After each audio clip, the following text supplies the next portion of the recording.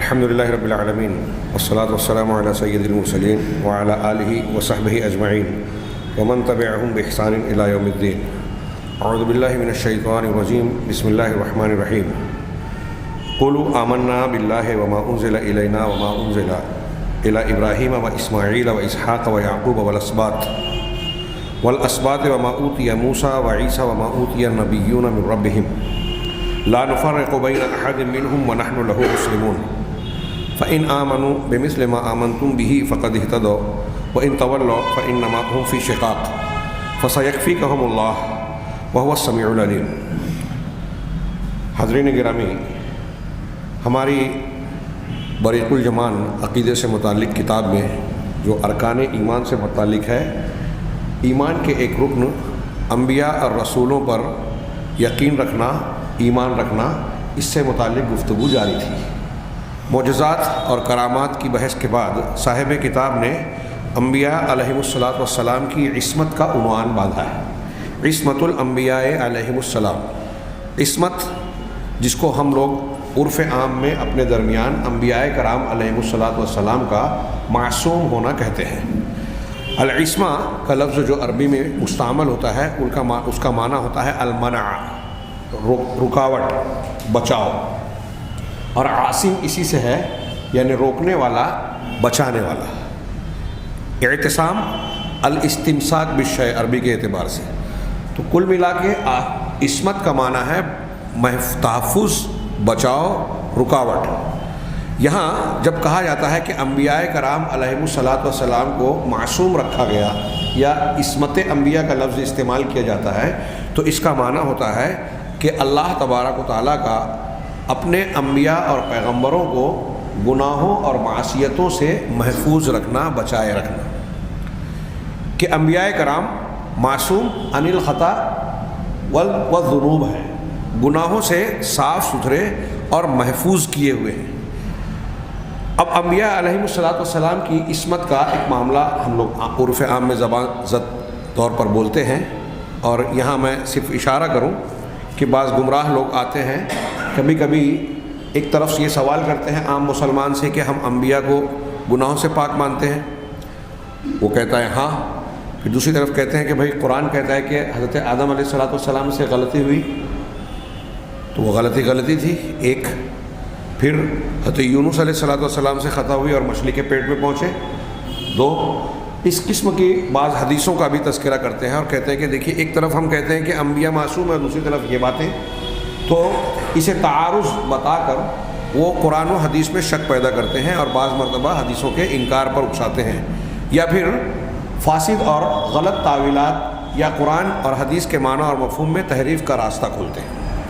یہ میں نے اس لیے یہیں پر تذکرہ کیا کہ یہ دماغ میں رکھ کے اس مسئلے کو سمجھیں کہ انبیاء کرام علیہم السلام کے معصوم ہونے کا مطلب کیا ہے، اور اس کے بارے میں اہل سنت کا ہمارا آپ کا عقیدہ کیا ہے، قرآن و حدیث کیا کہتے ہیں۔ تو انہوں نے تذکرہ کیا کہ انبیاء کی عصمت کا معاملہ ہے کہ دو طریقے کی بات ہے، کچھ اس میں سے ایسا معاملہ ہے کہ متفق علیہ ہے، سارے علماء کا قرآن و حدیث کی روشنی میں اس بات پر اتفاق ہے کہ کچھ چیزیں انبیاء کرام علیہم السلام سے سرزد ہو ہی نہیں سکتی، ناممکن ہے۔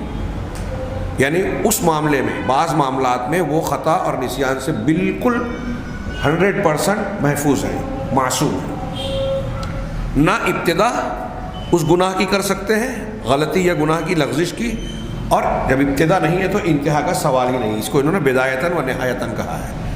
کچھ ایسی باتیں ہیں جس کے بارے میں، بعض ایسی غلطیاں یا معاملات ہیں جس کے بارے میں امت کے علماء کا اختلاف ہے کہ کچھ چیزیں ایسی ہیں غلطی کے طور پر، گناہ کے طور پر، جو انبیاء کرام علیہم السلام سے ابتداءً سرزد ہو جاتی ہے لیکن اختتام نہیں ہوتا، یعنی وہ چیز چھوڑ دیتے ہیں، لہٰذا اس کو آخر تک اس پر قائم رہے یا بعد میں رہے، ایسا ہو ہی نہیں سکتا۔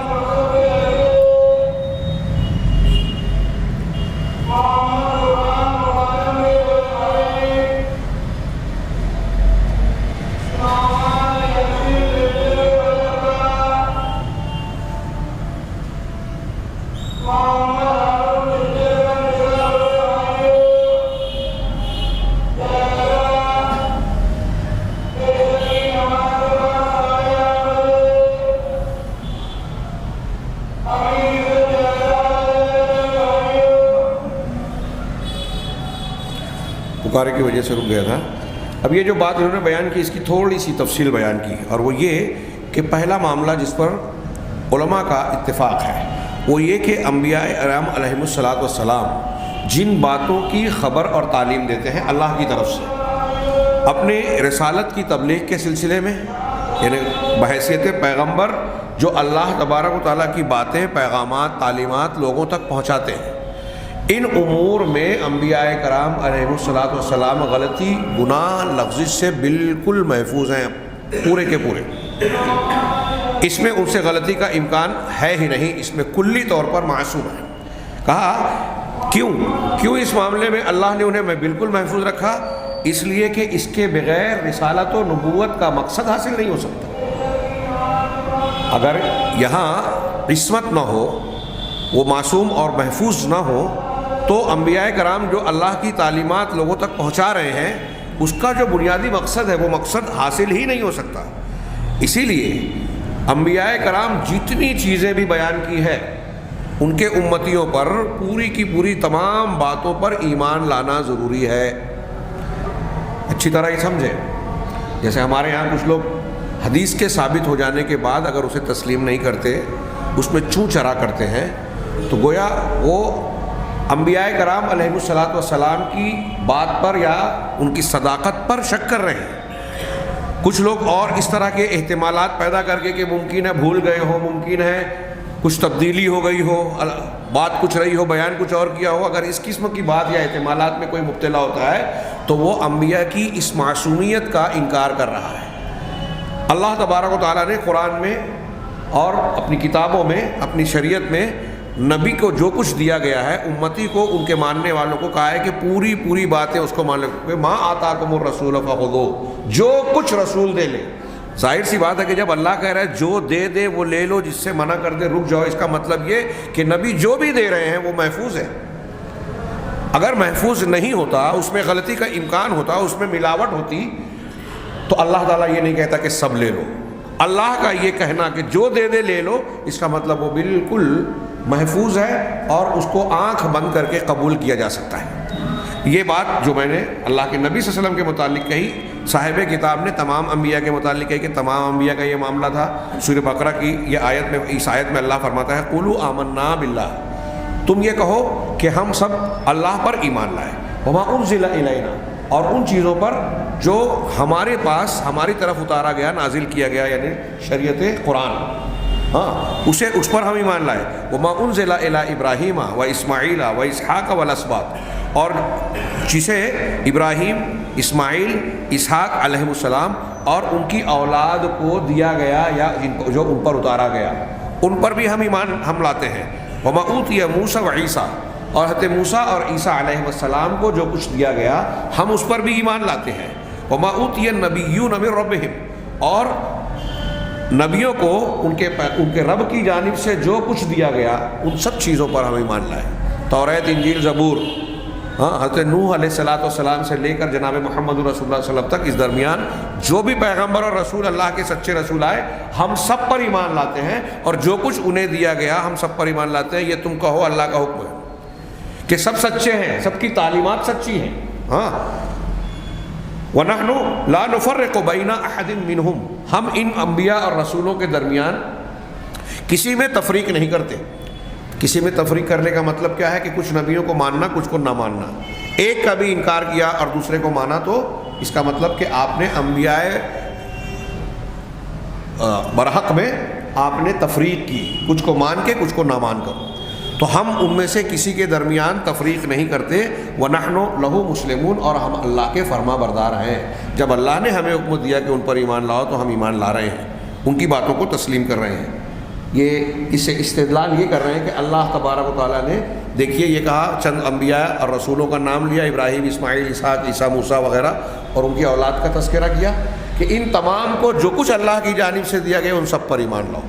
اس حکم کا تقاضا یہ ہے، مقتضا یہ ہے کہ ان کو جو کچھ دیا گیا وہ محفوظ ہے. انبیاء نے اپنی امت کو جو سکھایا، جو بتایا، اللہ کی طرف سے کہا کہ یہ اللہ کی شریعت دین ہے. اس میں ملاوٹ، غلطی کا امکان اگر ہوتا تو اللہ یہ حکم نہ دیتا. اور ہم اللہ کے فرما بردار ہیں۔ فَإِنْ آمَنُوا بِمِثْلِ مَا آمَنْتُمْ بِهِ، اب اگر وہ لوگ بھی ویسے ہی ایمان لے آئے جیسے تم ایمان لے آئے تمام انبیاء کو مانتے ہوئے۔ اب تمام انبیاء کو ہم مان رہے ہیں، لیکن اب جس شریعت پر عمل ہوگا وہ شریعت قرآن ہے، اس لیے کہ ایک تو پہلے کی شریعتوں میں تحریف و تبدیلی ہو چکی، دوسرا یہ کہ قرآن کی شریعت آنے کے بعد جناب محمد رسول اللہ صلی اللہ علیہ وسلم کی نبوت اور شریعت نے اپنے سے پہلے کی تمام شریعتوں کو منسوخ کر دیا۔ اس اعتبار سے اب عمل تو نبی کریم صلی اللہ علیہ وسلم اور قرآن پر ہوگا، لیکن اس سے پہلے کی انبیاء کی جو شریعتیں ہیں وہ منسوخ ہو چکی، گرچہ کہ ہمارا ایمان ہے کہ ہم سب کو مانتے ہیں کہ سب اللہ کی طرف سے سچے رسول تھے، ان کی تعلیمات اللہ کی طرف تھی۔ تو اللہ نے فرمایا کہ فَإِنْ آمَنُوا بِمِثْلِ آمَنْتُمْ بِهِ، اگر لوگ بھی اسی طرح ایمان لے آئیں جیسے صحابہ، یہاں مخاطب صحابہ ہے، تم لوگ ایمان لائے تو فقد اہتدوا، وہ ہدایت یاب ہو گئے۔ اس طرح سے تمام انبیاء کو مان لینا یہ ہدایت کی ضمانت ہے، قرآن کہہ رہا ہے، اور صحابہ کے ایمان کو اس میں معیار بتایا گیا۔ فَإِن تَوَلَّوْا، اب اگر وہ پیٹھ پھیرے منہ موڑے نہ مانے، فَإِنَّمَا هُمْ فِي شِقَاقٍ، تو وہ اختلاف میں ہے، صریح اختلاف میں ہے۔ فَسَيَكْفِيكَهُمُ اللَّهُ، تو اللہ آپ کے لیے ان سے کفایت کرے گا، وہ آپ کو نقصان نہیں پہنچا سکیں گے۔ آپ صحیح ایمان لے آئیے، اللہ آپ کی حفاظت کرے گا، ان کی سازشیں آپ کو ضرر نہیں پہنچائیں گی۔ وَهُوَ السَّمِيعُ الْعَلِيمُ، وہ علم والا، سننے والا، ہر بات، آواز، دعا، سب کچھ سن رہا ہے، کوئی چیز اس سے مخفی نہیں۔ العلیم، اور ظاہر باطن، ہر چیز کو، ہر حالت کو، ہر کیفیت کو خوب جانتا ہے۔ جب وہ سنتا ہے، جانتا ہے، تو یہ کیسے ممکن ہے کہ اس اپنے سچے بندوں کو یوں ہی چھوڑ دے اور سازشوں کا شکار ہونا دے۔ اب یہ بات متفق علیہ ہوئی کہ شریعت کی تعلیمات کو پہنچانے کا جو معاملہ ہے اس میں انبیاء کو معصوم بنایا گیا ہے۔ اس بنیاد پر میں ایک اشارہ اور کروں کہ بعض لوگ جیسے یہ اشارہ کچھ سوال اٹھاتے ہیں، ہمارے یہاں تدبر قرآن صاحب تدبر قرآن امین احسن اصلاحی صاحب ہیں، شمس پیر زادہ صاحب دعوت القرآن، اور کچھ منکرین حدیث یہ کہتے ہیں کہ اگر یہ مان لیا جائے کہ نبی کریم صلی اللہ علیہ وسلم پر جادو ہوا تھا، میں ایک مثال دے رہا ہوں، جادو ہوا تھا تو کفار کی بات صحیح ہو جائے گی اور شریعت مشکوک ہو جائے گی۔ لوگ کہیں گے کہ دیکھیے جادو کی حالت میں تو جب آپ ہوش و حواس میں نہیں تھے یا آصف زدہ یا سحر زدہ تھے، جادو آپ پر اثر کر گیا تھا، تو پھر آپ کی شریعت معتبر نہیں رہے گی۔ ان تتبعون الا رجلا مسحورا، یہ جملہ مشرکین مکہ کا سورہ بنی اسرائیل سورہ فرقان قرآن میں 2 جگہ ہے، تو وہ قرآن ان کی بات صحیح ہو جائے گی۔ تم رجل مسحور یعنی سحر زدہ آدمی کی تم اتباع کر رہے ہو، تو اگر ہم یہ مان لیں کہ اللہ کے رسول صلی اللہ علیہ وسلم پر جادو ہوا تھا تو یہ مکہ والوں کی بات صحیح ہو جائے گی۔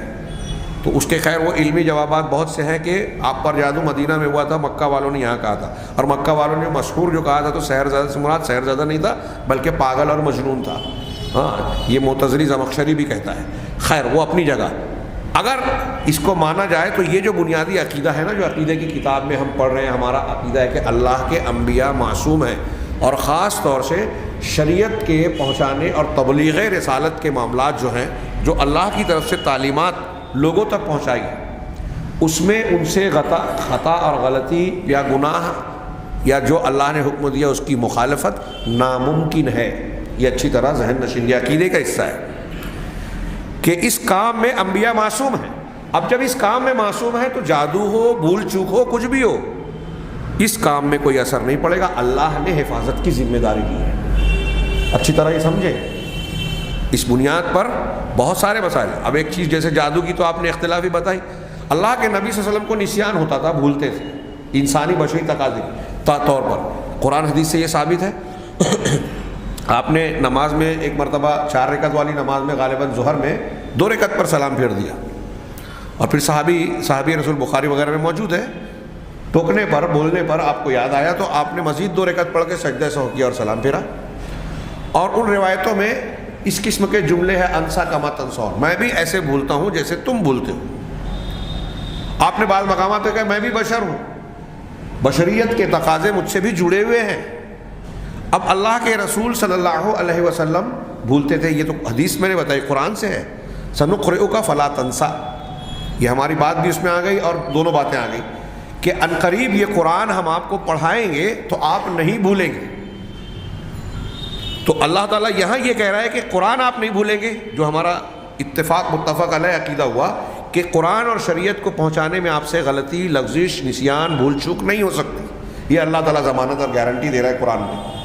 فلا تنسا آپ نہیں بھولیں گے، تو یہ قرآن نہیں بھولیں گے، اس کا مطلب اس کے علاوہ چیزوں میں آپ کو نسیان ہوتا تھا، تب تو آپ یہ ضمانت اللہ تعالیٰ آپ کو اس معاملے میں ضمانت دے رہا ہے، لا تحرک بہ لسانک لتعجل بہ ان علینا جمعہ وقرآنہ فاذا قرأناہ فاتبع قرآنہ۔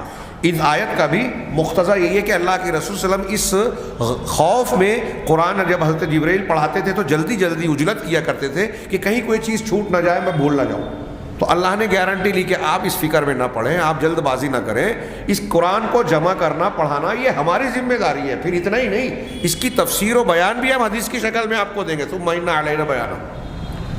یہ بالکل صاف گارنٹی، قرآن کی یہ گارنٹیاں اور حدیث کی طرف اشارہ کر کے میں یہ بتانا چاہتا ہوں کہ نبی کریم صلی اللہ علیہ وسلم عام زندگی میں بحیثیت بشر نسیان آپ کو لاحق ہوتا تھا، لیکن اللہ نے یہ گارنٹی دی کہ ایک شریعت کے پہنچانے میں، قرآن کے سلسلے میں آپ نسیان سے محفوظ ہوں گے۔ یہی ہمارا عقیدہ بتا رہے ہیں کہ ہمارا اس بات پر اتفاق ہے تمام علماء امت کا، اہل حق کا، کہ نبی صلی اللہ علیہ وسلم یا کسی بھی پیغمبر سے تبلیغ رسالت، اللہ کی تعلیمات کو اور خبروں کو پہنچانے کے سلسلے میں غلطی نہیں ہو سکتی تھی، اور یہ مقصود رسالت ہے۔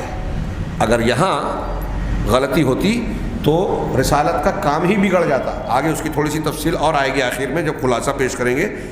دوسرے گناہ، یہ تبلیغ رسالت کی بات ہے، دوسرے گناہوں کا جہاں تک معاملہ ہے تو اس سلسلے میں علماء نے دو قول بیان کیے انبیاء کی عصمت سے متعلق، معصوم ہونے اور نہ ہونے سے متعلق۔ پہلا قول یہ بیان کرتے ہیں کہ انبیاء کرام، کچھ علماء یہ کہتے ہیں کہ انبیاء کرام علیہم الصلاۃ والسلام مطلقاً علی الاطلاق تمام معصیتوں اور گناہوں سے محفوظ اور معصوم ہیں، کبیرہ گناہ ہو یا صغیرہ گناہ ہو، کسی بھی قسم کی غلطی اور گناہ ہو انبیاء کرام اس سے پاک ہیں، اس لیے کہ نبوت کا منصب اور مقام اس سے کہیں برتر ہے کہ انبیاء کرام علیہم الصلاۃ والسلام ان گناہوں کا ارتکاب کریں، اس میں ان سے یہ سرزد ہو اور اس طرح سے وہ اللہ کی مخالفت کریں۔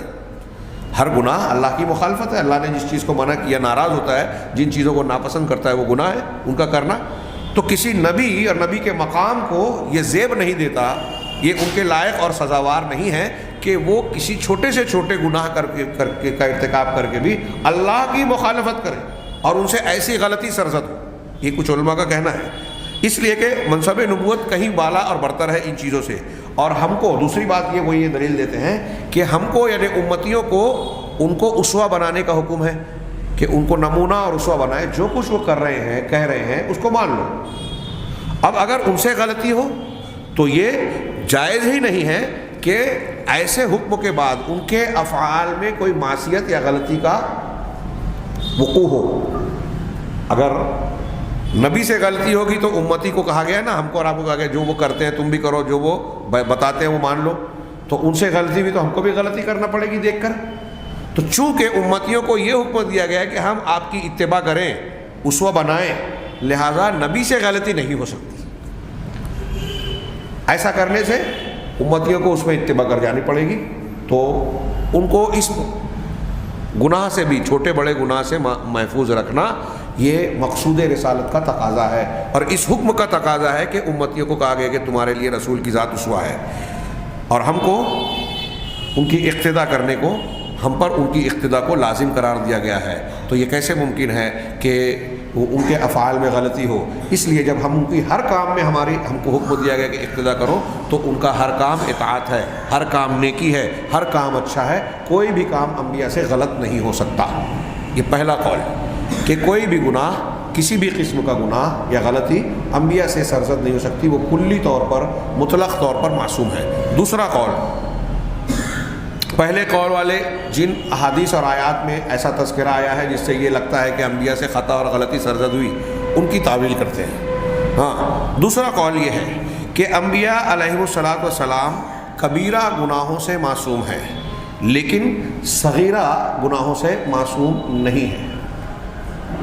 کبیرہ گناہ سے دوسرا قول ہے کہ انبیاء کرام کبیرہ اور بڑا گناہ نہیں کر سکتے، صغیرہ گناہ ان سے ہو سکتا ہے۔ میں یہاں ایک جملہ اپنی طرف سے بڑھانا چاہتا ہوں، سمجھانے کے لیے بھی اور صحیح بھی ہے، کہ انبیاء کرام علیہم الصلاۃ والسلام سے جو گناہ سرزد ہوتے ہیں یا ہوئے، غلطی وہ معاصی، منکرات اور فحاشی کی شکل میں نہیں ہوتے تھے. ایسا گناہ جو پست اخلاق اور گھٹیا پن کا مظاہرہ کرے، ایسا گناہ جس سے انسان کی برائی کی طرف اشارہ ملے، ایسا کوئی گناہ جیسے زنا، چوری کرنا، ہاں میں ایک مثال دے رہا ہوں، فحاشی کا کوئی کام، ایسا کوئی گناہ جو اخلاق و مروت کے اعلیٰ معیار اور سطحیت کا رد کرے، ایسا کوئی گناہ کسی نبی سے نہیں ہو سکتا جس کو یہ کہہ رہے ہیں کہ کبیرہ گناہ نہیں ہو سکتا. اب صغیرہ ہو سکتا ہے، تو صغیرہ میں بھی دو باتیں دماغ میں رکھنا چاہیے ہمیشہ کہ انبیاء کرام سے جو غلطیاں ہوئی ہیں وہ عموماً اجتہادی شکل کی ہے. دوسری بات یہ مانے یا نہ مانے، دوسرا اہم معاملہ جو عقیدے کا حصہ ہے ہمارا، کہ کسی نبی سے اگر کوئی غلطی ہو گئی تو وہ اس پر قائم نہیں رہتے. یعنی بدایتاً ولا نہایتاً والا جو جملہ انہوں نے کہا تھا کہ ان سے کوئی ابتدا ہو گئی، سرزد ہو گیا، فوراً اللہ کی طرف سے ٹوکا، متنبہ کیا گیا اور انہوں نے اس سے توبہ کر لی. یعنی انبیاء کرام علیہم الصلاۃ والسلام گناہوں پر، غلطیوں پر اصرار نہیں کرتے، برقرار نہیں رہتے. ایک کوئی چیز ہوئی فوراً اس کی اصلاح ہوتی ہے. نبی کریم صلی اللہ علیہ وسلم نے کہا کہ میں آج کے بعد شہد نہیں پیوں گا. غلطی تھی، غلطی اس معنی میں تھی، بظاہر آپ دیکھیے کہ کچھ بیویوں نے کہا کہ آپ کے منہ سے مغافیر کی بو آتی ہے، وہ پورا واقعہ آپ جانتے ہیں. اور ایک لونڈی کا معاملہ بھی تھا. دونوں واقعات سورہ تحریم کی ابتدائی آیات کے شان نزول میں بیان کیے جاتے ہیں. ماریہ وغیرہ کا معاملہ تھا، آپ نے کہہ دیا کہ میں اب ان سے ملاقات نہیں کروں گا، اور یہاں دوسرے واقعے میں کہ میں شہد استعمال نہیں کروں گا. تو ایک چیز جو حلال تھی نبی نے کہا کہ میں نہیں کروں گا. اب تھوڑی دیر کے لیے سوچیے ہمارا جو مسئلہ اس سے ثابت ہو رہا ہے، نبی کریم صلی اللہ علیہ وسلم نے یہ نہیں کہا تھا کہ میں اس کو حرام قرار دے رہا ہوں. نبی کریم صلی اللہ علیہ وسلم نے یہ نہیں کہا تھا کہ یہ مجھ پر حرام ہے یا میں اسے حرام قرار دے رہا ہوں. لیکن اللہ نے جب سورہ تحریم کی آیتیں اتاری تو ابتدائی آیت میں کیا ہے؟ یا ایھا النبی لما تحرم ما احل اللہ لک، اے نبی آپ اس کو حلال حرام کیوں قرار دے رہے ہیں جسے اللہ نے آپ کے لیے حلال کیا. بہت اچھی طرح سمجھے، نبی نے یہ نہیں کہا تھا کہ میں حرام قرار دے رہا ہوں، لیکن اللہ نے کہا کہ آپ حرام قرار دے رہے ہیں. کیوں؟ یہی جو بات ہم بیان کر رہے ہیں کہ نبی کے ایسا کرنے سے امت کے لوگ یہی سمجھتے کہ یہ حرام ہے. آپ نے جب چھوڑ دیا تو ہمیں بھی چھوڑ دینا ہے. شہد کوئی استعمال ہی نہیں کرتا اتباع رسول میں، تو اللہ نے اسے حلال کیا اور لوگوں کے لیے ایک مفید چیز بنائی، اس میں شفا رکھی، بہت سے فوائد ہیں. تو اللہ کے رسول صلی اللہ علیہ وسلم نے جب یہ کہا کہ میں شہد کا استعمال نہیں کروں گا تو فوراً اس کی اصلاح کی گئی اور یہ جملہ استعمال کیا گیا کہ آپ کیوں حرام قرار دیتے ہیں. اس کا مطلب یہ کہ نبی جو کچھ کریں گے، جو کچھ چھوڑ دیں گے وہ حرام بن جائے گی بالکل، یہ جس کو چھوڑ دیں گے. تو اللہ تعالیٰ نے آپ کی تنبیہ کی. اب جیسے ہی اللہ یہ قرآن کی آیت نازل ہوئی، اس کے بعد اللہ کے رسول نے شہد کا استعمال جاری رکھا، ماریہ قبطیہ سے ملاقات اور تعلق ہموار رکھا. ہاں، تو یہ جو معاملات ہوئے یہ اس بات کی دلیل ہے کہ نبی کریم صلی اللہ علیہ وسلم سے ایک غلطی ہوئی بشری تقاضے سے، آپ نے شہد کا کو حلال کیا. یہ اللہ کے نبی صلی اللہ علیہ وسلم کی میں نے ایک مثال تھی. بدر کے قیدیوں کے تعلق سے حضرت ابوبکر صدیق سے آپ نے مشورہ کیا، عمر فاروق سے کیا، حضرت عبداللہ بن رواحہ، تینوں نے الگ الگ مشورہ دیا. ایک رائے یہ دی گئی کہ قیدیوں کو فدیہ لے کر چھوڑ دیا جائے. حضرت عمر کی رائے یہ ہوئی کہ ہر قیدی کو اس کے رشتہ دار کے قریبی رشتہ دار کے حوالے کیجیے، وہ گردن مارے، پہلا معاملہ ہے. عبداللہ بن رواحہ نے کہا کہ آگ جلا کے سب کو آگ میں ڈال دیا جائے. اللہ کے رسول نے حضرت ابوبکر صدیق کی رائے کو قبول کیا، اور دوسرے دن حضرت عمر نے کہا کہ میں جب پہنچا تو دیکھا کہ ابوبکر صدیق اور عمر فاروق رو رہے تھے اللہ کے رسول سے.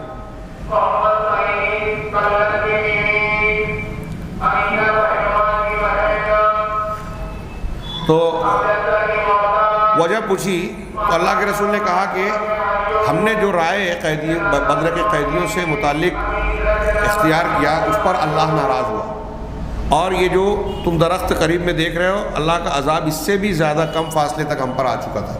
اور سورہ انفال کی وہ آیت پڑھی کیا ہے جس میں یہ ہے کہ نبی کے لیے یہ درست نہیں ہے کہ دشمنوں پر قابو پانے کے بعد انہیں چھوڑ دے یہاں تک کہ زمین میں ان کے خورے ذکر حتیٰ یسخن فی الارض کا لفظ استعمال کیا. بہرحال یہ بعض اس طرح کی باتیں ہیں کہ اللہ کے نبی صلی اللہ علیہ وسلم سے ایک بات ہوئی، اللہ تعالیٰ نے اس پر تنبیہ فرمائی۔ تو ایسے ہی قرآن اور حدیث کے بعض نصوص سے یہ جمہور امت علماء استدلال کرتے ہیں اور یہ کہتے ہیں کہ نبیوں سے، انبیاء سے غلطی سرزد ہو سکتی ہے، لیکنہم لا یصرون علیہا، وہ اس پر اصرار نہیں کرتے، یعنی اس غلطی پر قائم نہیں رہتے، برقرار نہیں رہتے۔ جیسے ہی غلطی ہوئی، اللہ نے تنبیہ کی، اس سے فوراً رجوع کرتے ہیں، توبہ کرتے ہیں۔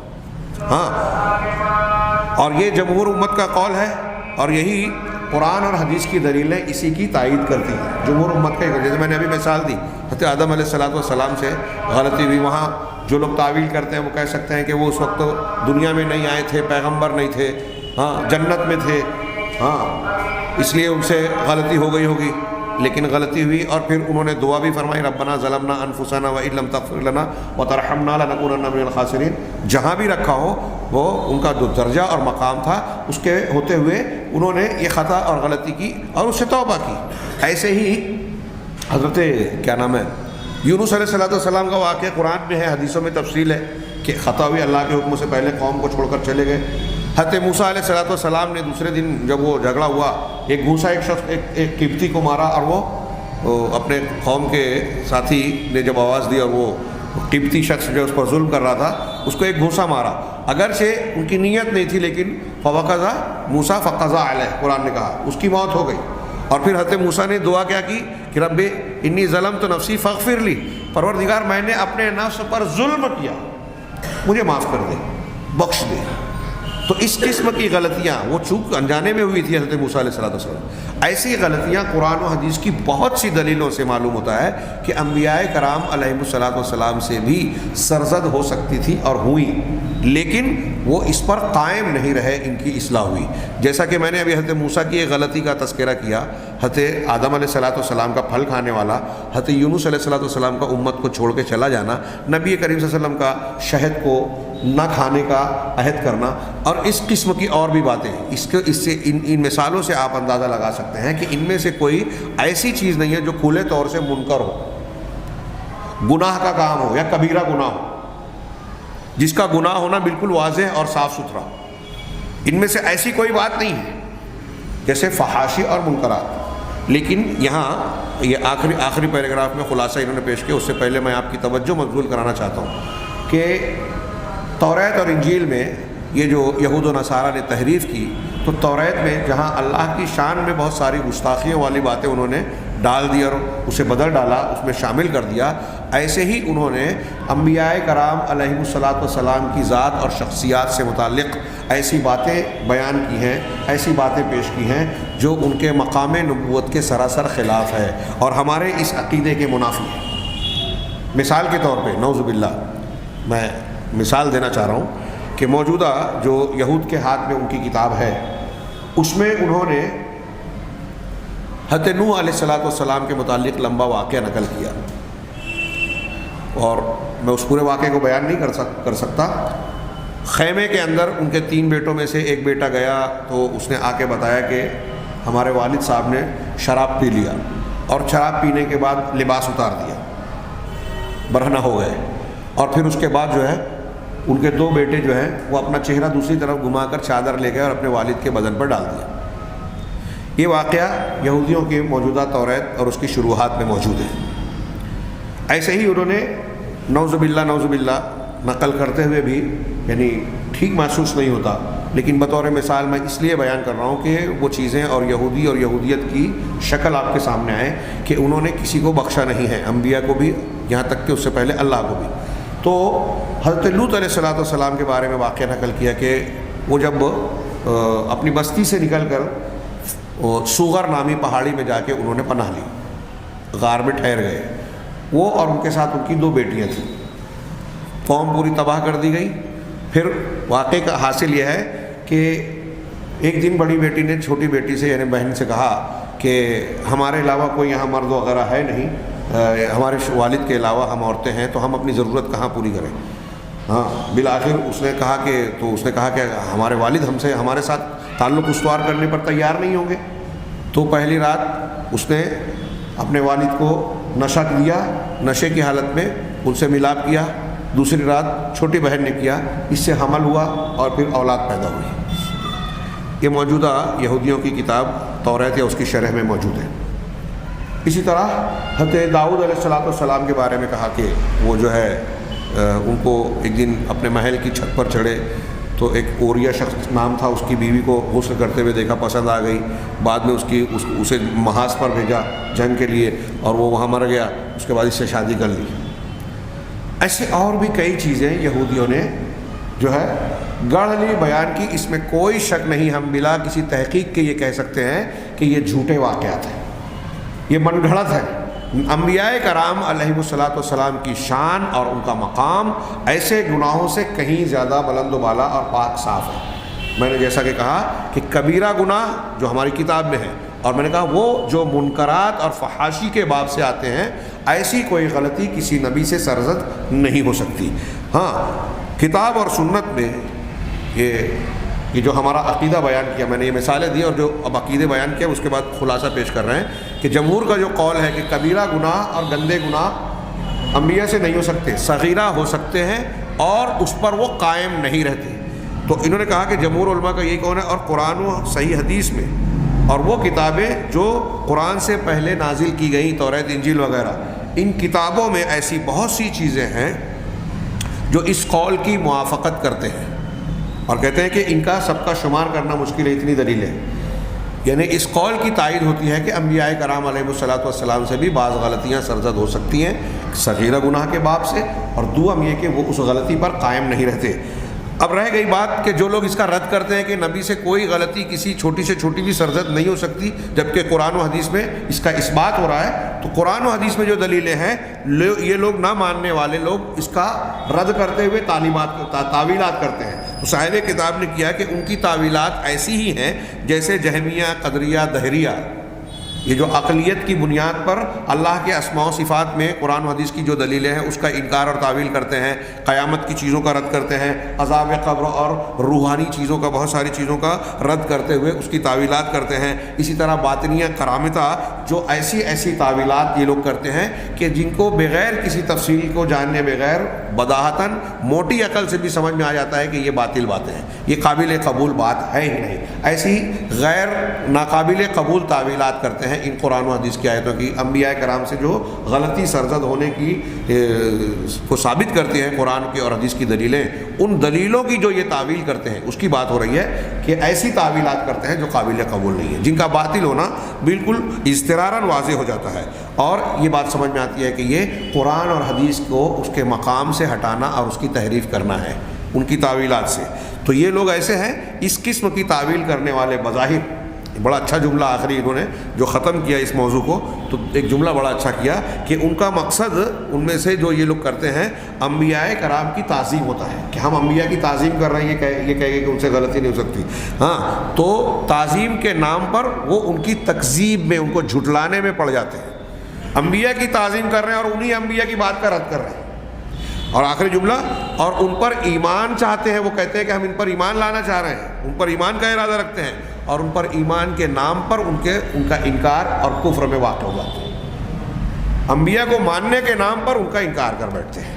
یہ ہوئی عصمت انبیاء کی بات۔ اب یہاں انہوں نے ایک دوسرا موضوع چھیڑا، 2-2.5 صفحے میں ہے، لیکن میں اس کو سمیٹ کر سرسری طور سے بیان کر دیتا ہوں، حالانکہ یہ موضوع اہم ہے۔ وہ یہ کہ دین الانبیاء واحد، ہم انبیاء رسولوں پر ایمان لاتے ہیں، تو انہوں نے ایک عنوان قائم کیا کہ تمام انبیاء کا دین ایک ہی ہے۔ بنیاد، اس سے پہلے بھی تذکرہ ہوا کہ عقائد کے سلسلے میں کسی نبی کے یہاں کوئی فرق نہیں ہے۔ انہوں نے مختلف انبیاء کی، قرآن کی آیتوں کی روشنی میں مختلف انبیاء کے اقوال اور سیاق و سباق نقل کیے، جس سے پتہ چلتا ہے کہ نوح علیہ السلام، ابراہیم علیہ السلام، موسیٰ علیہ السلام، سلیمان علیہ السلام اور دیگر، داؤد علیہ السلام، ان لوگوں نے اسلام اور مسلم کے لفظ کا استعمال کیا کہ ہم اللہ کے سامنے مسلم ہیں، ہم اسلام لاتے ہیں، ہمارا دین اسلام ہے۔ تو اسلام سب کا مذہب ہے، اس میں کسی کوئی تفریق نہیں ہے۔ ہاں، اگرچہ کہ بعض احکامات اور شرائع میں فرق ہے۔ اللہ تبارک و تعالیٰ نے قرآن میں فرمایا کہ شرع لکم من الدین ما وصی بہ نوحا، کہ تمہارے لیے اللہ نے وہی دین مشروع کیا جس کی وصیت نوح کو کی، والذی اوحینا الیک، اور جس کی ہم نے وحی کی آپ کی طرف، وما وصینا بہ ابراہیم و موسیٰ و عیسیٰ، اور جس کی وصیت ہم نے ابراہیم، موسیٰ اور عیسیٰ کو طرف کی۔ غور کیجئے اس آیت میں اللہ کیا کہہ رہا ہے کہ جو دین مشروع کیا، دین وہی آپ کو دیا، وہی نوح کو دیا، وہی موسیٰ، عیسیٰ اور دوسرے انبیاء کو دیا۔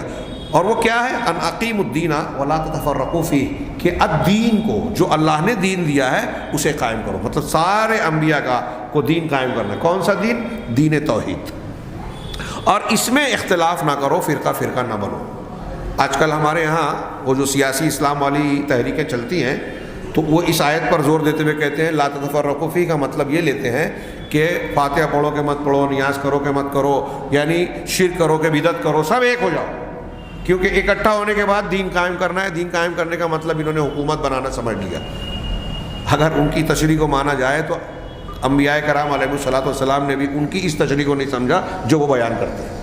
کسی نے حکومت کے قیام کو اپنی نبوت کا مقصد قرار نہیں دیا۔ اور ان اقیم الدین، الدین کو قائم کرو، وہ دین نہیں ہو سکتا جس میں شرک ہو۔ اور یہ کہتے ہیں کہ شرک ہو یا نہ ہو اکٹھا ہو جاؤ، متفق اور متحد ہو جاؤ۔ انتہائی سطحی قسم کے بات یہ کرتے ہیں اور سمجھتے ہیں کہ قرآن بیان کر رہے ہیں۔ ہاں، انبیاء کرام علیہ السلام کے اور قرآن کے مقصد کو انہوں نے سمجھا ہی نہیں، وہ چاہے جتنے دانشورانہ انداز میں گفتگو کرتے ہو۔ تو اللہ نے کہا کہ ہم نے تمام انبیاء کو یہ حکم دیا، دین کو قائم کرو، اس میں اختلاف نہ کرو۔ اسی طریقے سے دوسری آیت میں اللہ نے فرمایا یا ایھا الرسول کلوا من الطیبات واعملوا صالحا، کہ اے رسول ہو، پیغمبر ہو، تم طیبات، پاکیزہ چیزیں کھاؤ اور اچھے صالح عمل، نیک عمل کرو۔ انی بما تعملون علیم، یقیناً تمہارے کاموں سے میں پوری طرح واقف اور باخبر ہوں، علم رکھتا ہوں۔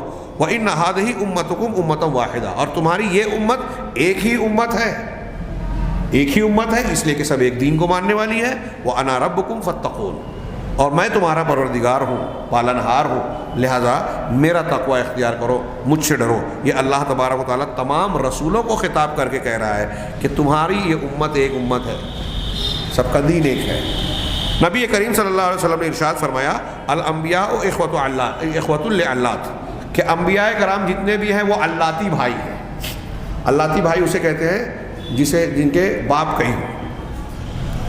ایک عورت نے شادی کی، اس سے اولاد ہوئی، اب طلاق ہو گیا یا شوہر مر گیا، اب اس عورت نے دوسرے آدمی سے شادی کی، اب اس سے بھی اولاد ہوئی، تو ماں ایک ہے، باپ الگ الگ ہو رہے ہیں ان دونوں بیٹوں کے، تو یہ جو بھائی ہیں یہ علاتی بھائی، اور باپ ایک ہو، ماں الگ الگ ہو تو اس کو اخیافی بھائی کہتے ہیں۔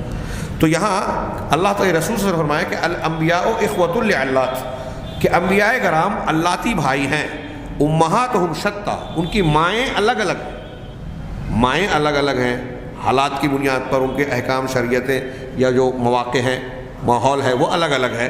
ودینہم واحد، لیکن ان کا دین، باپ اللہ تبارک و تعالیٰ سے جو عقیدے اور بنیاد کی چیز دی گئی ہے وہ ایک ہے۔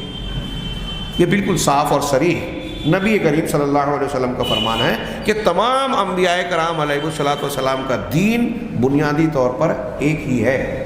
اب یہاں ایک بات اور دماغ میں رکھیے، کئی غلط فہمیاں پیدا ہوتی ہیں۔ دنیا میں ایک تحریک چلتی ہے، چلی جس کو وحدت الادیان کا نام دیا جاتا ہے، تمام مذاہب کو ایک کرنے کا، اور خاص طور سے ایک تحریک یہ چلی تھی، کچھ لوگوں کا کہنا تھا کہ دنیا کے عیسائیت، یہودیت، اسلام، یہ تینوں آسمانی مذہب کے ماننے والے ہیں۔ اسلام تینوں کی تائید کرتا ہے، عیسائیت یہودیوں کی تائید کرتا ہے، اور یہودی ان دونوں کو نہ مان کر، انکار کر کے آسمانی مذہب کے ماننے کا دعویٰ کرتا ہے۔ تو ان تینوں کو اکٹھا کر دیا جائے، ایسی تحریک چلائی گئی۔ ہاں، اور کہتے ہیں کہ لیبیا کے جو سابق صدر تھے جن کا تختہ الٹا گیا، کرنل معمر قذافی، وہ اسی فکر اور تحریک کے حامی تھے۔ میں نے دیکھی تو نہیں ہے لیکن سنا ہے، واللہ اعلم۔ ان کی ایک کتاب ہے گرین بک، جس کا ہمارے ایک ہندوستانی مولوی صاحب نے، وحید الدین خان صاحب نے ترجمہ کیا ہے۔ ہاں، الکتاب الاخضر اس کا عربی نام تھا، ہاں، سبز کتاب کے نام سے ترجمہ ہوا۔ تو کہتے ہیں، میں پھر سے کہہ رہا ہوں کہ میں نے ذاتی طور سے مجھے وہ کتاب ملی نہیں، دیکھا نہیں۔ وہ کہتے ہیں کہ اس میں وحدت ادیان کا تذکرہ کیا گیا، سارے مذاہب کو ملا کے۔ تو یہ تمام انبیاء کا دین ایک ہے کا یہ مطلب نہیں ہے کہ سب کو اب جو جس پہ بھی کرے سب ایک ہو جائیں۔ جیسے ہمارے یہاں یہ ابھی میں نے سیاسی اسلام والوں کو بتایا کہ کوئی قبر کی پوجا کرے، کوئی تعزیہ بنائے، کوئی صوفیوں کو مانے، کوئی بدعتی بیعت کرے، بدعت و خرافات کرے، دین کی عبادات کے طریقے بدل دے ہوئے، نئی نئی دعائیں، عبادتیں، اذکار نکال لے ہوئے، شرکیہ کام کرے اور پھر سب ایک ہو جائیں. یہ اللہ کے یہاں مقصود نہیں ہے. حق پر جو ہے وہ سمجھوتا نہیں ہو سکتا، خاص طور سے عقیدے اور دین کی بنیاد کے معاملے میں. تو دین کی بنیاد ایک ہے جب ہم کہتے ہیں تو یہ عقائد کے معاملے میں تمام انبیاء، اللہ پر ایمان، فرشتوں پر ایمان، آخرت پر ایمان، تقدیر پر ایمان، رسولوں پر ایمان، ان تمام چیزوں میں سب ایک ہی تھے، کوئی تبدیلی نہیں ہوئی، کیونکہ کوئی تقاضا نہیں تھا ان کو تبدیل کرنے کا. اب یہاں اگر گڑبڑ ہو رہی ہے اور کوئی کسی نبی کو مان رہا ہے، کسی کو نہیں مان رہا ہے، کوئی اللہ تبارک و تعالیٰ کی ذات و صفات سے متعلق کسی چیز کا انکار کر رہا ہے جو تمام شریعتوں سے ثابت ہے، تو اس کے ساتھ وحدت کا سوال پیدا نہیں ہوتا اس معنی میں کہ دین کے سلسلے میں وحدت ہو. وہ جو تبلیغ کا ایک طریقہ ہے، کچھ لوگ کہتے ہیں کہ اس کی بنیاد بیان کرتے ہیں کہ اللہ کے رسول صلی اللہ علیہ وسلم جب خط لکھتے تھے بادشاہوں کو تو قرآن کی آیت لکھتے تھے قُلْ تَعَالَوْا إِلَىٰ كَلِمَةٍ سَوَاءٍ بَيْنَنَا وَبَيْنَكُمْ، کہ آپ اس کلمے پر جو آپ کے اور ہمارے درمیان مشترک ہے اس پر آ جاؤ. وہ کلمہ مشترک کیا ہے؟ اس کو بنیاد بنا دے کہ دیکھو یہودی بھی مانتے ہیں، نصارہ بھی مانتے ہیں، ہم بھی مانتے ہیں کلمہ مشترک، تو وحدت ادیان آ گئی. اس سے یہ غلط فہمی پیدا کرتے ہیں، مغالطہ دیتے ہیں. کیا مطلب ہے اس کا کہ کلمہ سوا کے پاس آ جاؤ؟ خود اللہ نے آگے کہا اللہ نعبد الا اللہ ولا نشرک بہ شیئا، کہ ہم اللہ کے سوا کسی کی عبادت نہ کریں اور اس کے ساتھ شریک نہ کریں. اب موجودہ یہودیت و نصرانیت کا جو ڈھانچہ ہے اس میں انہوں نے شرک کو شامل کر دیا. دین کی بنیادوں کو جب انہوں نے آلودہ کیا، بگاڑ دیا، محرف بنا دیا، تو دین کی توحید ہی خالص نہیں رہی، اور جب توحید نہیں رہی تو کلمہ مشترک کہاں بچا؟ کلمہ مشترک جب ہوگا تو کم سے کم دین کی بنیاد ایک ہوگی. اب ہم مسلمانوں میں اگر یہ کہتے ہیں کہ اتحاد و اتفاق کرنا ہے، وہ اچھی طرح سمجھیں اس کو، وہ سمجھنا ہی نہیں چاہتے، کیونکہ وہ لوگ سوجھ بوجھ سے کام نہیں لیتے، شخصیات سے کام ہے. ہمارے مولانا فلاں ہیں اور فلاں نے اتنا اچھا لکھا ہے، ان کو ماننے والے اتنے اس قسم کی دھوکے والی دلیلیں اختیار کرتے ہیں. وہ سمجھیں کہ اگر دین کی بنیاد میں آپ اور ہم متحد ہو گئے، اور یہ آپ اور ہم بھی سمجھیں، اب کسی مسئلے کے سمجھنے سمجھانے میں، معاملات میں اگر ہمارا اور آپ کا اختلاف ہو رہا ہے تو اس اختلاف کے باوجود ہماری بنیاد ایک ہے، ہم اکٹھا رہ سکتے ہیں، فرقہ بندی سے بچ سکتے ہیں. اجتہادی غلطیاں ہوتی ہیں، فہم کی، پسند کی غلطیاں ہوتی ہیں، کبھی کبھی کردار کی کوئی غلطیاں ہو جاتی ہیں. تو دین اگر بنیاد اور عقیدہ ایک ہے، منہج ایک ہے، تو پھر اتحاد اس منہج اور عقیدے پر ہوگا. اور تمام انبیاء کرام علیہ السلام کا یہ دین اور جڑ بنیاد ہے. بہت اچھی طرح سمجھیں. آج اگر ہم مسلمان یہ چیزیں سمجھ لیں تو ہمارے درمیان جو اجتہادی کم سے کم ایک عقیدہ کے ماننے والوں میں ایسا اختلاف نہیں ہو سکتا جیسے دشمنوں کے درمیان ہوتا ہے. ایک شخص کسی کے متعلق جو نفرت کے جذبات رکھتا ہے اور اس پر کوششیں کرتا ہے، مارنا، اس کو نقصان پہنچانا، اس کے تعلق سے اس کی عزت کو خراب کرنا، یہ کب ہوتا ہے؟ جب دل میں نفرت ہو. اور یہ نفرت کی بنیاد کیا بنتی ہے؟ اصلاً جب عقیدے اور بنیاد اور جڑ کا اختلاف ہو. لیکن آج ہمارا معاملہ یہ ہے، یہ الگ بات ہے کہ عقیدہ ایک ہے، منہج ایک ہے، ہمارا ذاتی کچھ معاملہ اختلاف ہوا تو وہاں ہم دشمنی کا مظاہرہ نقصان پہنچانے، ضرر پہنچانے کے حد تک کرتے ہیں. کا کیا وجہ ہے؟ یہاں دوسرے کچھ عناصر آ جاتے ہیں، انانیت اور دوسری چیزیں، جو اس بنیاد کو مجروح اور آلودہ بنا دیتا ہے. بہت ذمہ داری سے اور اہم بات بول رہا ہوں. بنیاد کو، ہماری بنیاد جو ہے عقیدہ، دین کی بنیادیں اگر یہ آلودہ نہیں ہیں تو ہمارے یہ اختلافات جو ظاہری ہوتے ہیں نا، سمجھ بوجھ کے، اجتہاد کے اور اس قسم کے جو معاملات میں ہوتے ہیں، یہ ہمارے درمیان نفرت پیدا نہیں کر سکتے. صحابہ کرام اس کی انتہائی واضح مثال، بہت پیاری مثال، کہ ان کے بعض مسائل اور معاملات میں اختلاف ہوا لیکن یہ چیز ان کے درمیان تفرقہ اور فرقہ بندی، گروہ بندی کا سبب نہیں بنا. خیر، یہ بنیاد سمجھ لینے کے بعد اب یہ تیزی سے آگے بڑھتے ہیں کہ تمام انبیاء کا دین دین اسلام ہے. ایسا وہ دین اسلام جس کے بغیر اللہ تعالیٰ کوئی دین کو قبول نہیں کرے گا. اسلام کے علاوہ کسی دین کو ماننے والا انسان کامیاب نہیں ہوگا. وَمَن يَبْتَغِ غَيْرَ الْإِسْلَامِ دِينًا فَلَن يُقْبَلَ مِنْهُ. صاف اعلان ہے. تو اسلام کے علاوہ کوئی دین چاہے گا اللہ کے پاس سے اسے کبھی بھی قبول نہیں کیا جائے گا، کتنی بھی اچھی تعلیمات اس کو لگتی ہوں، کیونکہ تمام انبیاء کو اللہ نے بھیجا لوگوں کے مارگ درشن اور ہدایت کے لیے، اور تمام انبیاء کی دعوت اسلام تھی. اب اسلام کسے کہتے ہیں؟ انہوں نے یہاں اسلام کی تعریف بیان کی. ہمارے یہاں اکثر لوگ اسے جانتے نہیں ہیں. یہ عربی میں عبارت پڑھ رہا ہوں. اسلام کی تعریف جب کی جاتی ہے تو علماء یہ تعریف بیان کرتے ہیں، وَهُوَ الْإِسْتِسْلَامُ لِلَّهِ تَعَالَى بِالتَّوْحِيدِ. یہ اسلام کی تعریف ہے علماء نے جو کی. وَهُوَ الْإِسْتِسْلَامُ لِلَّهِ تَعَالَى بِالتَّوْحِيدِ وَالْإِنْقِيَادُ لَهُ بِالطَّاعَةِ وَالْبَرَاءَةُ مِنَ الشِّرْكِ وَأَهْلِهِ. بڑی جامع بات ہے، اس کی تشریح کریں تو پورا دین اس میں آتا ہے. کہا اسلام کہتے ہیں توحید کے ساتھ اللہ کے سامنے جھک جانے کو، توحید کے ساتھ اپنے آپ کو اللہ کے حوالے کر دینا، اور اطاعت کے ساتھ اس کی فرما برداری اور اقتداء کرنا، انقیاد کرنا، اس کی ساری باتیں مان لینا، وہ کرنے کی ہو یا نہ کرنے کی، دونوں باتیں آگے سب مان لینا، جو احکامات قرآن حدیث میں سب مان لینا.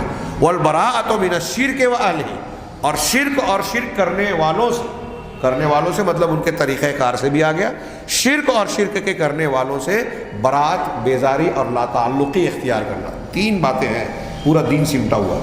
توحید کے ساتھ اللہ کے سامنے جھک جانا، اپنے آپ کو حوالے کر دینا. اطاعت کے ساتھ اللہ تبارک و تعالیٰ کی انقیاد اور اتباع اختیار کرنا. تیسری چیز بیان کی کہ شرک اور اہل شرک سے، ان کے طریقہ کار سے اپنے آپ کو دور رکھنا. یہ اسلام ہے. تمام انبیاء کا دین یہی تھا.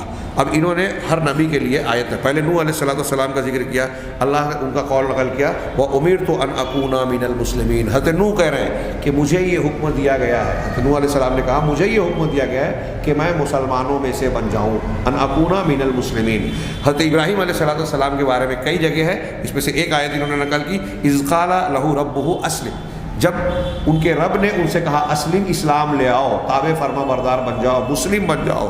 قال اسلمت لرب العالمین. تو آپ نے کہا کہ میں رب العالمین، تمام جہانوں کے پروردگار کے سامنے اسلام لاتا ہوں، جھکتا ہوں، اپنے آپ کو حوالے کرتا ہوں. مسلم کا معنی یہی ہوتا ہے، جو اوپر ہم نے اسلام کی تعریف پڑھی اس کو ماننے والا. تیسری حضرت ابراہیم کی بات ہو گئی. حضرت موسیٰ علیہ السلام کا قول نقل کیا، وقال موسیٰ یا قوم ان کنتم آمنتم باللہ فعلیہ توکلوا ان کنتم مسلمین. حضرت موسیٰ علیہ السلام کا یہ جملہ ہے، سورہ یونس میں پڑھیے آپ. اللہ نے فرمایا، وہ کہتے ہیں کہ موسیٰ نے اپنی قوم سے کہا، اے میری قوم، اگر تم اللہ پر ایمان لاتے. یہاں ایک جملہ آپ دماغ میں صرف موڑنا چاہتا ہوں. فرعون اور آل فرعون کا بنی اسرائیل پر بڑا ظلم و زبردستی، ظلم بڑھ گیا تھا، جیسے آج فلسطین میں یہودی کرتے ہیں. ابھی کچھ کلپس آ رہی ہے یو پی میں مختلف مقامات پہ، پولیس والے فلاں جو ہے گھر میں گھس کے مارتے ہیں. مسلمان ڈر جاتا ہے، اب کیا کہوں.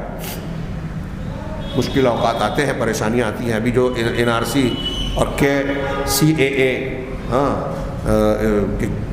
کیا ہے، کیب سے کیا ہو گیا، وہ ایکٹ بن گیا، سویلائزیشن کیا ہے، سٹیزن ایمنڈمنٹ ایکٹ ہے. اس کے تناظر میں جو احتجاجات چل رہے ہیں، اس پر مظالم ہوتے ہیں، اور پھر اور بھی بہت سارے. تو کیا کرتے تھے حضرت موسیٰ علیہ السلام کا یہ جملہ اسی پس منظر میں دیکھیے کہ فرعون اور کی لشکر فوجی لوگ وہی کر رہے تھے جو آج لوگ کر رہے ہیں، ظالمین کرتے ہیں. انہوں نے کیا کہا کہ اگر تم اللہ پر ایمان رکھتے ہو فعلیہ توکلوا، تو اسی پر بھروسہ کرو، توکل کرو، اعتماد رکھو. ان کنتم مسلمین، اگر تم مسلمان ہو، اگر مسلمان ہو تو اللہ پہ بھروسہ کرو، اللہ تبارک و تعالیٰ تمہارے معاملات کو حل کرے گا. اور پھر آگے پیچھے انہوں نے نماز پڑھنے اور اللہ کا ذکر کرنے اور کی تلقین کی. وقال تعالیٰ عن المسیح. اسی طرح مسیح حضرت عیسیٰ علیہ السلام کے بارے میں اللہ تعالیٰ نے فرمایا، وَإِذْ أَوْحَيْتُ إِلَى الْحَوَارِيِّينَ أَنْ آمِنُوا بِي وَبِرَسُولِي قَالُوا آمَنَّا وَاشْهَدْ بِأَنَّنَا مُسْلِمُونَ. اور جب میں نے وحی کی حواریوں کے پاس، حضرت عیسیٰ علیہ السلام کے ساتھیوں، کہ تم مجھ پر ایمان لے آؤ اور میرے رسولوں پر، تو حواریوں نے کیا کہا، قالو، انہوں نے کہا آمنا، ہم سب ایمان لائے، واشہد باننا مسلمون، اور اے عیسیٰ آپ گواہ رہو کہ ہم سب مسلمان ہیں. یہ عیسائیوں کے بارے میں کہا جا رہا ہے، حواریوں کے، حضرت عیسیٰ علیہ السلام کے شاگردوں کے، کہ ہم مسلمان ہیں. اسی طرح جو پیچھے انبیاء گزرے اور توریت کے بارے میں اللہ نے کہا یحکم بها النبیون الذین اسلموا للذین ہادوا، کہ انبیاء کرام اس توریت کے ذریعے سے فیصلہ کرتے تھے ان لوگوں کے لیے جو یہودیوں میں سے جو مسلمان ہیں، مسلمانوں کا فیصلہ توریت سے ہوتا تھا، اور جو یہود اپنے آپ کو بولتے تھے ان کا فیصلہ توریت سے ہوتا تھا۔ تو اس وقت کے مسلمان توریت سے فیصلہ کرتے تھے، یہ قرآن کہہ رہا ہے، سورہ مائدہ کیا ہے۔ اسی طرح ملکہ سبا کے بارے میں اللہ تبارک و تعالیٰ نے کہا قالت رب انی ظلمت نفسی، کہ اس نے کہا ملکہ سبا، جن کے بارے میں کہتے ہیں کہ اس کا نام بلقیس تھا، کہ اس نے کہا کہ پروردگار میں نے اپنے نفس پر ظلم کیا، وَأَسْلَمْتُ مَعَ سُلَيْمَانَ، اور میں سلیمان کے ساتھ، سلیمان علیہ السلام کے ساتھ میں مسلمان ہوتی ہوں، اسلام لاتی ہوں، تابع فرمان بنتی ہوں۔ وَأَسْلَمْتُ مَعَ سُلَيْمَانَ لِلَّهِ رَبِّ الْعَالَمِينَ، اور میں سلیمان کے ساتھ اللہ رب العالمین کے سامنے جھک رہی ہوں، اپنے آپ کو حوالے کر رہی ہوں، مسلمان بن رہی ہوں۔ تو معلوم یہ ہوا یہ چند مثالوں کے ذریعے سے کہ اسلام تمام انبیاء علیہم السلام کا دین تھا، اور وہ اللہ تبارک و تعالیٰ اکیلے اللہ کے حوالے اپنے آپ کو کرنا ہے۔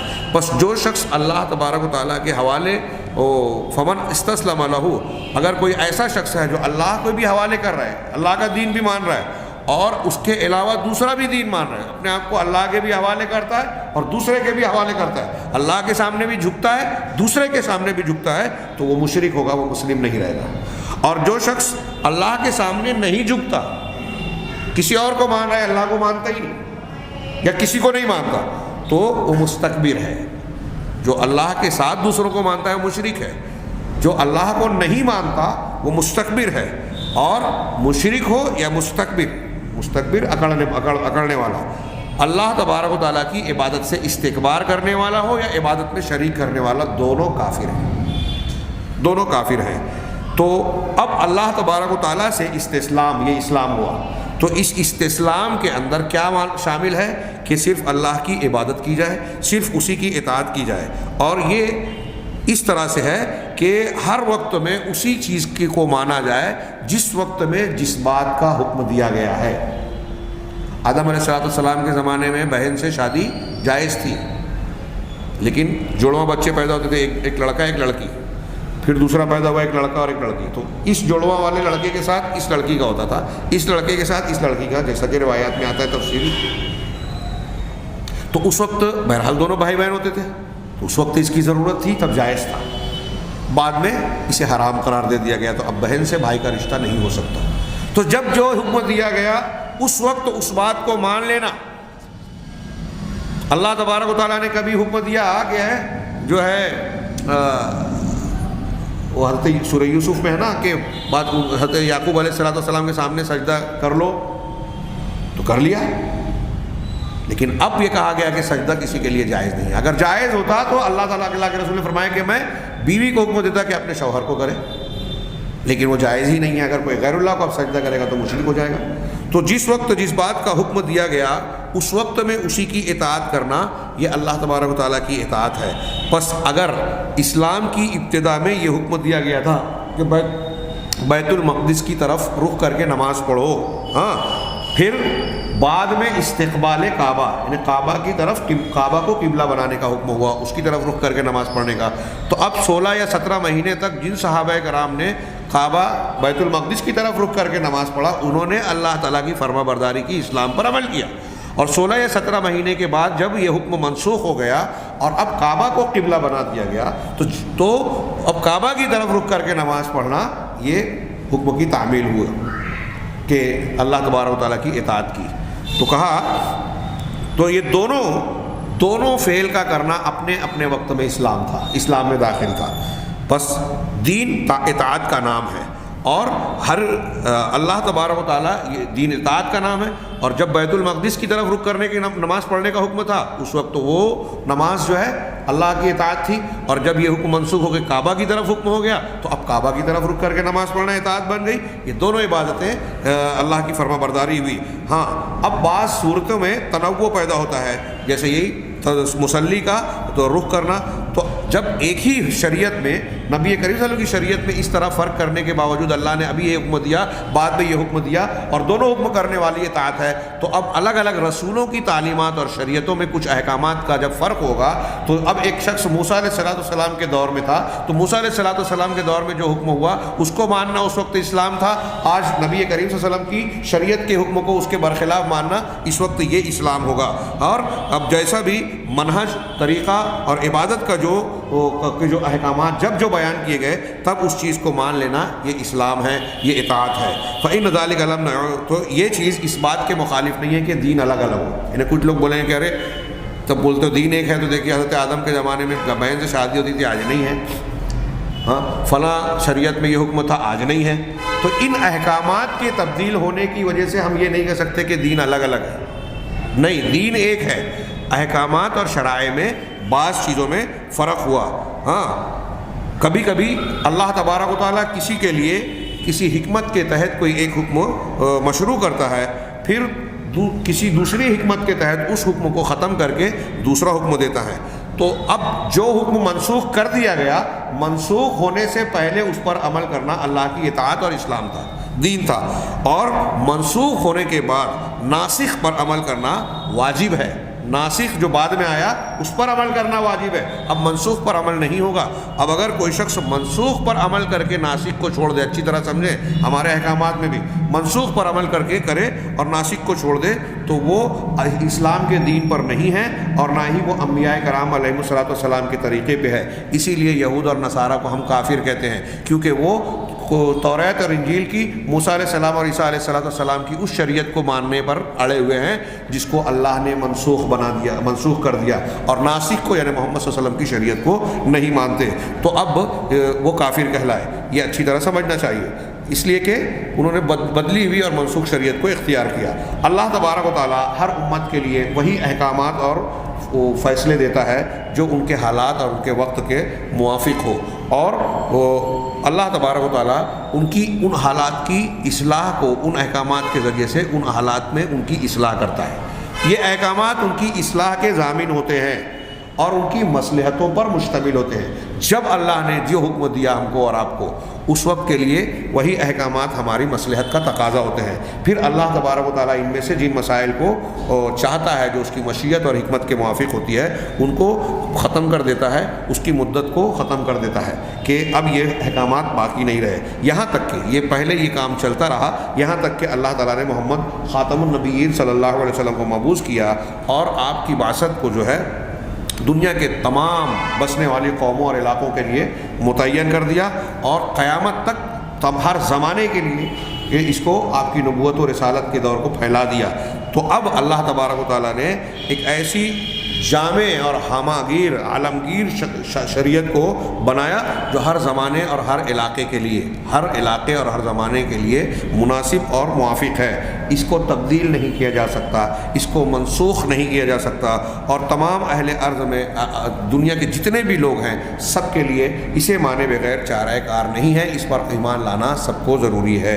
اللہ تبارک و تعالیٰ نے فرمایا وما ارسلناک الا کافۃ للناس بشیرا ونذیرا، ہم نے آپ کو تمام دنیا کے انسانوں کے لیے بشارت دینے والا اور ڈرانے والا بنا کر بھیجا، اور اسی طرح فرمایا وما ارسلناک الا رحمۃ للعالمین، ہم نے آپ کو تمام جہانوں کے لیے، تمام انسانوں کے لیے، ہر قوم ہر علاقے کے لیے رحمت بنا کر بھیجا۔ اسی طرح اللہ تعالیٰ نے فرمایا ما کان محمد ابا احد من رجالکم، محمد تم میں سے کسی انسان کے، تمہارے مردوں میں سے کسی کے باپ نہیں ہے، ولکن رسول اللہ و خاتم النبیین، لیکن اللہ کے رسول ہے اور نبیوں کے خاتم ہے، ختم کر دینے والے، مہر لگا دینے والے، دونوں معنی جو کریں۔ آپ کے بعد اب کوئی نبی نہیں آئے گا، تو جب آپ خاتم ہیں تو اب قیامت تک جس کو بھی ہدایت چاہیے نبی کریم صلی اللہ علیہ وسلم کی شریعت ماننا پڑے گی، وہ دنیا کے کسی بھی خطے علاقے کا رہنے والا ہو، کوئی بھی زبان بولنے والا ہو، کسی بھی نسل کا سے تعلق رکھنے والا ہو، سب کو آپ کو رسول ماننا ہے، یعنی آپ کی رسالت سب کے لیے عام ہے۔ مستشرقین میں سے کچھ لوگ پیدا ہوئے جنہوں نے یہ کہا بعض دلیلوں سے کہ دیکھیے محمد صلی اللہ علیہ وسلم کی زبان عربی تھی اور آپ عرب میں آئے، اس لیے آپ کی نبوت و رسالت صرف عربوں کے لیے تھی، دنیا کے لیے نہیں تھی۔ علامہ ابن ابی العز حنفی نے اس کا بڑا پیارا جواب دیا، کچھ علماء نے جواب دیا کہ اگر آپ کہتے ہو کہ وہ رسول تھے سچے، نصارہ سے کہا کہ آپ عیسائی ہو، آپ کہتے ہو کہ وہ عربوں کے لیے سچے رسول تھے، تو آپ نے ان کو سچا مان لیا، اور یہ آپ نے غلط تشریح کی کہ وہ عرب کے لیے تھی۔